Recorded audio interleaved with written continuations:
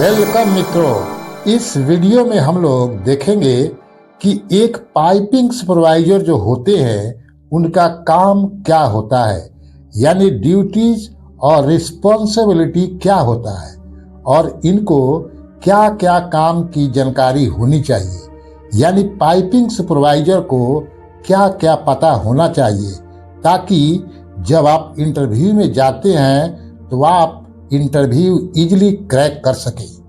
और आपकी gulf country में सैलरी कितनी मिलती है, यानी पाइपिंग सुपरवाइजर का गल्फ कंट्री में सैलरी कितनी मिलती है, स्टार्टिंग में कितनी सैलरी मिलती है और बाद में जैसे जैसे आपका एक्सपीरियंस बढ़ेगा तो कितनी सैलरी बढ़ने के चांसेस होते हैं। तो चलिए बात करते हैं स्टार्टिंग से और आपकी क्वालिफिकेशन क्या होना चाहिए, इसमें यह भी हम लोग बात करेंगे। तो सबसे पहले हम लोग बात कर लेते हैं एक पाइपिंग सुपरवाइजर का क्या क्वालिफिकेशन होना चाहिए। मित्रों, अगर आपका पाइपिंग में एक्सपीरियंस है, जैसे पाइप फिटर से आपने स्टार्टिंग किया था और धीरे धीरे आपको नॉलेज होता गया, फिर बाद में आप अप्लाई किए फोरमैन के लिए। फोरमैन जब बन गए तो कहीं पर पाइपिंग सुपरवाइजर का वैकेंसी आता है, उस पर भी अप्लाई करते हैं, तब भी आप पाइपिंग सुपरवाइजर में जा सकते हैं। तो इस प्रकार भी पाइपिंग सुपरवाइजर बना जाता है एक्सपीरियंस के आधार पर।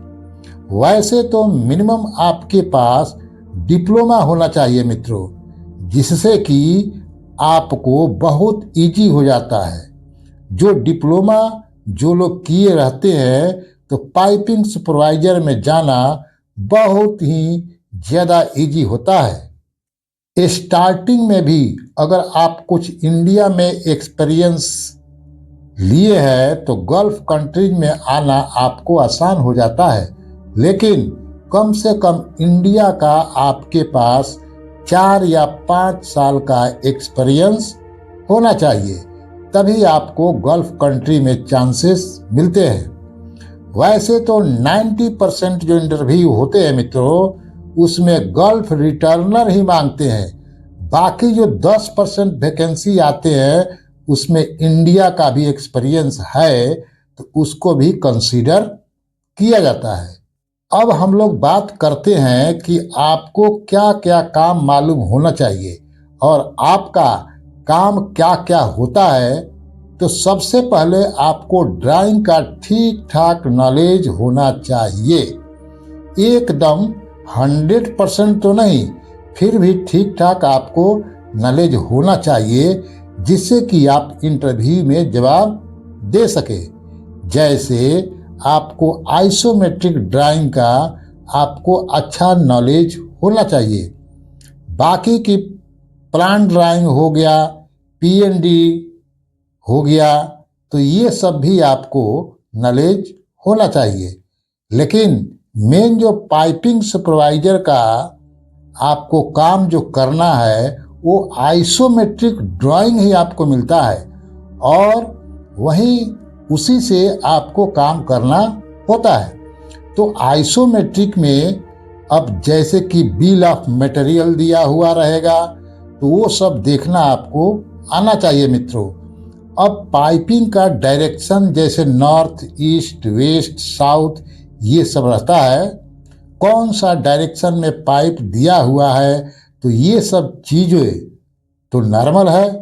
और उसमें कौन कौन सा फिटिंग यूज किया जाता है, टी, एल्बो, फ्लैंज वगैरह, स्टेनर वगैरह, ये सब कौन कौन से टाइप के फिटिंग उसमें होते हैं जो यूज किए जाते हैं, ये सब आपको ड्राइंग में देख करके पता होना चाहिए कि क्या क्या इसमें चीज़ें लगी हुई है और रोलिंग के बारे में भी जानकारी होना चाहिए। जैसे पाइप नॉर्थ ईस्ट के बीच में गया और 45% अप हो गया या 45% डाउन हो गया।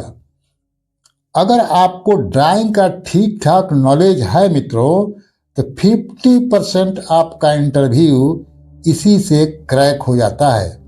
मित्रों, आपके सामने क्लाइंट ड्राइंग ही जनरल रख देता है और उसी में पूछने लग जाता है।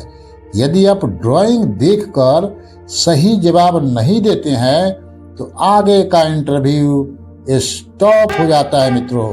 इसलिए ड्राइंग का आपको ठीक ठाक नॉलेज होना ही चाहिए। क्लाइंट आपसे इस प्रकार का सवाल पूछ सकता है, जैसे कि इसमें कितने स्पूल है, स्पूल निकाल करके दिखाओ, इसमें रोलिंग कहाँ कहाँ से आ रहा है वो आपको बताना है।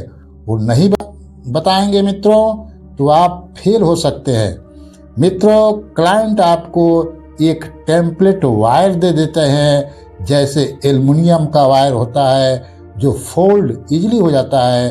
तो कौन कौन सा डायरेक्शन में पाइप गया है, कहाँ पर, जैसे 90 डिग्री में कौन सा डायरेक्शन में बैंड हुआ है, फिर राइट गया है, फिर अप गया है, फिर स्ट्रेट गया है, फिर डाउन गया है, फिर लेफ्ट गया है, यानी कि नॉर्थ गया है, ईस्ट गया है, वेस्ट गया है।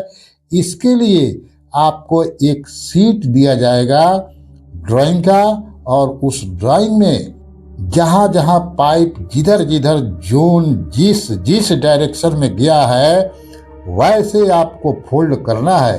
तो टेम्पलेट वायर आपको दे दिया जाता है।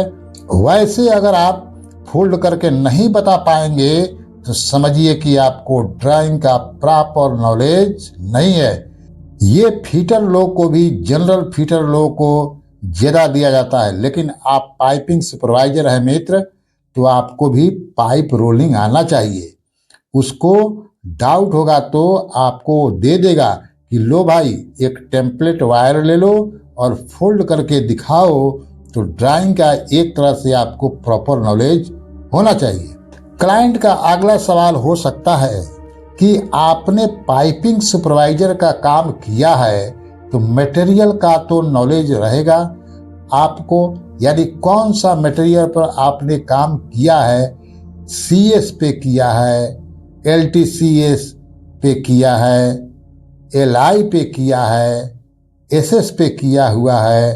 तो अब इन सब मटेरियल पर अगर आपने काम किया है तो उसमें कौन सा ग्रेड पे आपने काम किया है, यानी मटेरियल का स्पेसिफिकेशन हो गया और उसका ग्रेड भी तो आपको ये सब बताना होता है।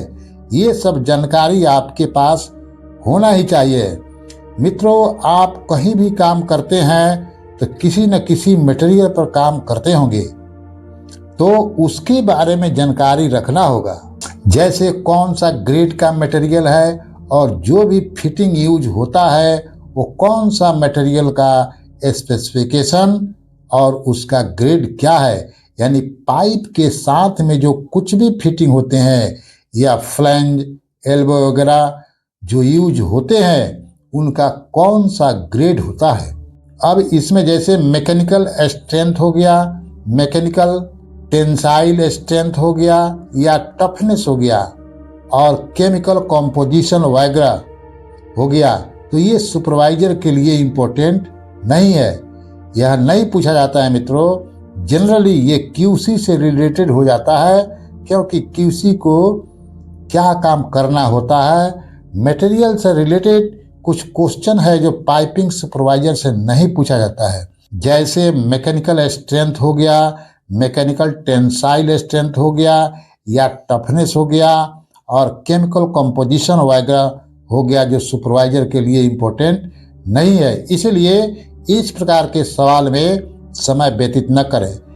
जनरली ये QC से रिलेटेड हो जाता है, क्योंकि QC को क्या काम करना होता है, किसी भी मटेरियल का काम जब पाइपिंग मटेरियल पर काम चलता है तो वे लोगों को वेल्डर क्वालिफिकेशन कराना होता है, प्रोसीजर क्वालिफाई कराना होता है, इसलिए ये QC वाला पार्ट में ज़्यादा चला जाता है। इसलिए इस पर आप ध्यान मत दीजिए। वेल्डिंग फिटअप के इंस्पेक्शन के बारे में भी जानकारी होना चाहिए। इसमें क्या क्या इंस्पेक्शन परफॉर्म किया जाता है यह भी आपको जानकारी होनी चाहिए, क्योंकि जब आप काम किए हुए हैं पाइपिंग में तो आपको पता होना चाहिए कि क्या क्या इंस्पेक्शन परफॉर्म किए जाते हैं। जैसे कि फिटअप हो गया तो क्यूसी आएगा, आप क्यूसी को ऑफर करेंगे, ये सब आपको पता होना चाहिए। यानी कि क्यूसी को आप क्या करेंगे, RFI अरेंज करेंगे, अर्थात रिक्वेस्ट फॉर इंस्पेक्शन। जब आप रिक्वेस्ट देंगे तो क्यूसी आएगा, इंस्पेक्शन करेगा, फिर वो पास करेगा तो आगे प्रोसीड करेंगे। जैसे फिटअप हो गया तो फिटअप इंस्पेक्शन जब आप कर लेंगे तो फिर वेल्डिंग होगा, वेल्डिंग जब होगा तो वेल्ड विजुअल के लिए आप RFI अरेंज करेंगे, फिर वेल्ड विजुअल हो जाएगा तो उसके बाद जो भी उस पर NDT वगैरह परफॉर्म किया जाता है, जैसे कि MPT हो गया या UT हो गया या रेडियोग्राफी हो गया, तो हो सकता है ये सब भी एक पाइपिंग सुपरवाइजर को ऑफर करना पड़ता है। NDT वाले टीम से भी कोऑर्डिनेट कभी कभी करना पड़ता है। जनरली QC वाले टीम ये सब करते हैं, लेकिन सुपरवाइजर को भी सब पता होना चाहिए और कौन कौन सा इंस्पेक्शन कब कब परफॉर्म किया जाता है यह आपको पता होना चाहिए ही, क्योंकि आप एक सुपरवाइजर हैं तो आप देख रहे हैं क्या क्या काम होता है और सिर्फ आप थ्योरी पढ़ के गए हैं, आपको नहीं उतना पता है तो क्लाइंट आपको फंसा सकता है मित्रों। तो इसलिए एक प्रोसीजर आपको पता होना चाहिए कि क्या क्या इंस्पेक्शन परफॉर्म किया जाता है। सबसे बेहतर तरीका यही है कि आपको इंस्पेक्शन टेस्ट प्लान आनी चाहिए। इंस्पेक्शन टेस्ट प्लान क्या होता है भाई, शॉर्ट में इसको बोलते हैं ITP अगर आप रीड कर लेते हैं तो आपको पता चल जाता है कि किसी भी जॉब पे इंस्पेक्शन कब कब परफॉर्म करना होता है। तो इस प्रकार आपको ITP आनी चाहिए और क्लाइंट आपसे पूछ सकता है कि ITP क्या होता है। जनरली बहुत ज़्यादा डिटेल में नहीं, लेकिन ITP क्या होता है, जैसे स्टेज वाइज जो इंस्पेक्शन होता है वो ITP होता है। ITP एक प्रकार का डॉक्यूमेंट होता है मित्रों, जिसमें कि दिया रहेगा कि क्या क्या इंस्पेक्शन परफॉर्म किया जाता है। उसमें आपका जो कॉन्ट्रैक्टर है और जो मेन क्लाइंट है या थर्ड पार्टी है का क्या क्या इंस्पेक्शन परफॉर्म करना है, कब कब करना है और कौन कौन सा होल्ड पॉइंट है या रिव्यू पॉइंट है, ये सब पॉइंट उसमें जनरली दिया होता है। तो थोड़ा मोड़ा आपको क्या कब कब कौन सा इंस्पेक्शन होना है यह आपको पता रहना चाहिए। यदि आपको नहीं पता रहेगा तो कोई आप बिना इंस्पेक्शन को कराए ही आप आगे प्रोसीड कर देंगे तो फिर बाद में आपके लिए प्रॉब्लम हो जाएगा, क्योंकि वो लोग बाद में क्या करेंगे, आपके ऊपर एक NCR आपके नाम पर डाल देंगे, यानी कि नॉन कन्फर्म रिपोर्ट, जिससे कि आपको बाद में प्रॉब्लम होगा। तो इसलिए ये सब काम भी आपको पता होना चाहिए। मित्रों, अब हम लोग बात करते हैं कि आप साइट पर जाते हैं तो सबसे पहले आपको क्या ड्यूटी करना होता है। सबसे पहले तो आप साइट पर जाएंगे तो वहाँ पे आपको सुबह सुबह या जब भी आपका ड्यूटी स्टार्ट होगा तो वहाँ पर टूल बॉक्स टाक होगा और सबका अटेंडेंस लिया जाएगा। अगर आप एक सुपरवाइजर हैं तो आपके अंडर में हो सकता है 25-30 आदमी होंगे या 35-40 आदमी होंगे और 1-2 फोरमैन या 3 फोरमैन आपके अंडर में होंगे। नहीं तो कभी कभी क्या होता है, फोरमैन की जगह पर एक सुपरवाइजर से ही काम लिया जाता है। तो आपके अंडर में जितने भी वहाँ पर वेल्डर हो, फीटर हो, ग्राइंडरमैन हो गया, रिगर हो गया, ये सब आपके अंडर में अगर है, जो भी 25-30 आदमी 40 आदमी है, तो सबसे पहले आप ड्यूटी पर जाएंगे तो उन लोगों का अटेंडेंस लेंगे। टूल बॉक्स टाक करते हैं, जिसको शॉर्ट में TBT बोला जाता है। और टूल बॉक्स टाक में क्या बताएंगे, जिनको जिनको जो जो काम पर भेजना है। जिस भी लोकेशन पे यानी कुछ क्रू को, कुछ टीम को आप एक लोकेशन पर भेजेंगे, कुछ टीम को आप दूसरे लोकेशन पर भेजेंगे, तो कौन सी टीम को क्या क्या काम करना है उस काम के बारे में थोड़ा बहुत आप बताएंगे। सेफ्टी के बारे में टूल बॉक्स टॉक में जनरली हम लोग सेफ्टी रिलेटेड जो भी काम आप करेंगे वहाँ पर क्या क्या हजार्ड यानी क्या क्या खतरा होने के चांसेस है वे सब आप उन लोगों को बताएंगे, और कैसे आपको सेफ्टी में काम करना है ये सब जनरल चीज़ें आप बताएंगे, और पूरा दिन क्या क्या काम करने हैं वो भी आप उन लोगों को बताएंगे, क्योंकि क्वालिटी भी मेंटेन करना होता है और साथ साथ में प्रोडक्शन भी चाहिए, या काम भी चाहिए, या काम भी ज़्यादा चाहिए और क्वालिटी के साथ में चाहिए। तो ये सब चीज़ें आप बताते हैं, और उसके बाद क्रू अपने अपने साइट पर चले जाते हैं, और वहाँ पे आप सुबह सुबह में यानी जब भी आप ड्यूटी स्टार्ट करते हैं तो आप परमिशन वर्क परमिट पर साइन करते हैं, यानी वर्क परमिट का जो फॉर्म होता है उसको फिल करते हैं। फिर सेफ्टी वाला जो होता है मित्रों, मेन क्लाइंट का, उसे परमिशन लेते हैं, उस पर साइन लेते हैं। यानी किसी भी लोकेशन पर मान लीजिए आपको एक लोकेशन पर 10 आदमी काम कर रहा है, तो उस एरिया के लिए काम करने के लिए सब कुछ ठीक ठाक है कि, यानी उस लोकेशन में काम करने के लिए वहाँ का एनवायरनमेंट, वहाँ पर कुछ प्रॉब्लम तो नहीं है, उस लोकेशन में कोई खतरा तो नहीं है। तो ये सब सेफ्टी वाले चेक करके ही आपको परमिशन देते हैं। हाँ, उस एरिया में जैसे दूसरा कोई काम चल रहा है सिविल का, तो वहाँ पर मैकेनिकल का काम नहीं हो सकता है, और आप मैकेनिकल के लिए भेज दिए तो इसके लिए वो सब सेफ्टी वाले चेक करके ही आपको परमिट देते हैं। तो वर्क परमिट पर साइन होना चाहिए, और इसके अलावा कुछ स्पेशल जैसे रिक्वायरमेंट हो गया, हॉट वर्क अगर उधर करना है हॉट वर्क परमिट पर भी साइन करना होता है।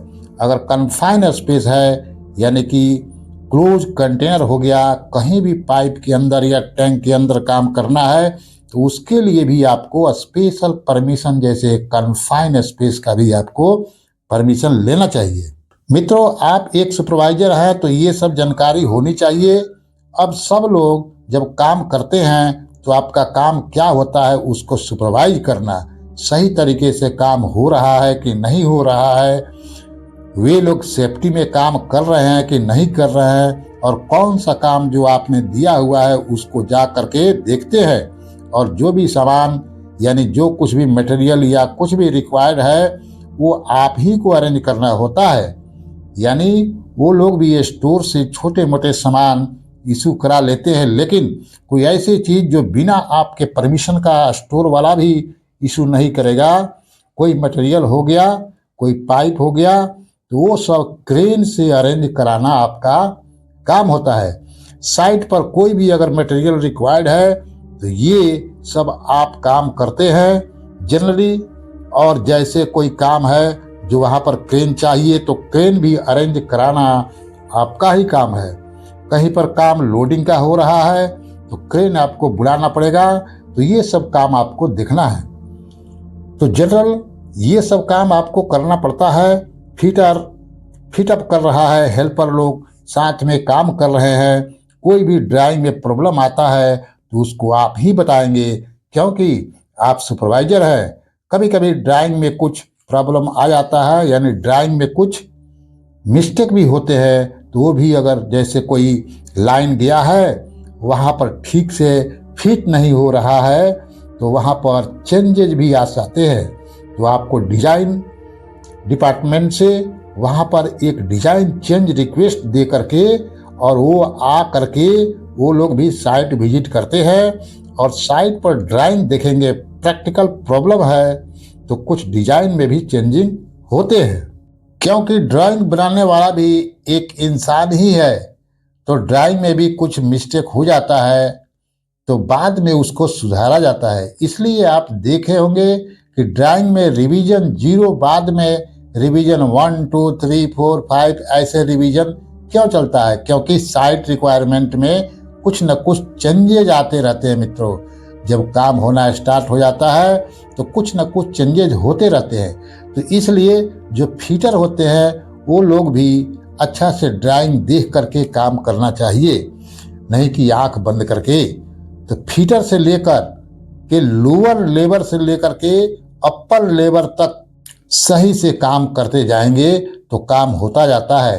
तो इस प्रकार एक सुपरवाइजर का काम ये सब होता है। साइट पर पूरा साइट को सुपरवाइज करना, जो भी मटेरियल या जो भी रिक्वायरमेंट है उसको आपको पूरा करना है।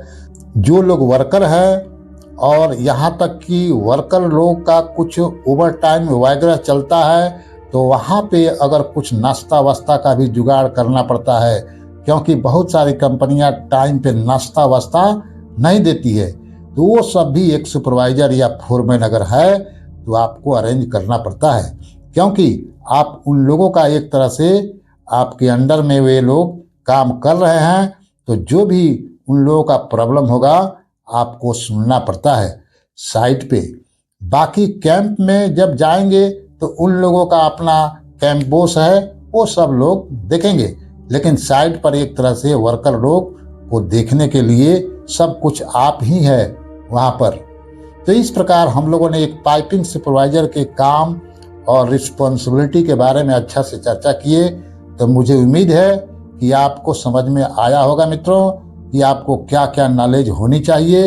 एक पाइपिंग सुपरवाइजर के लिए बहुत हार्ड काम नहीं होता है। अंत में अब बात करते हैं कि आपको सैलरी कितनी मिलती है।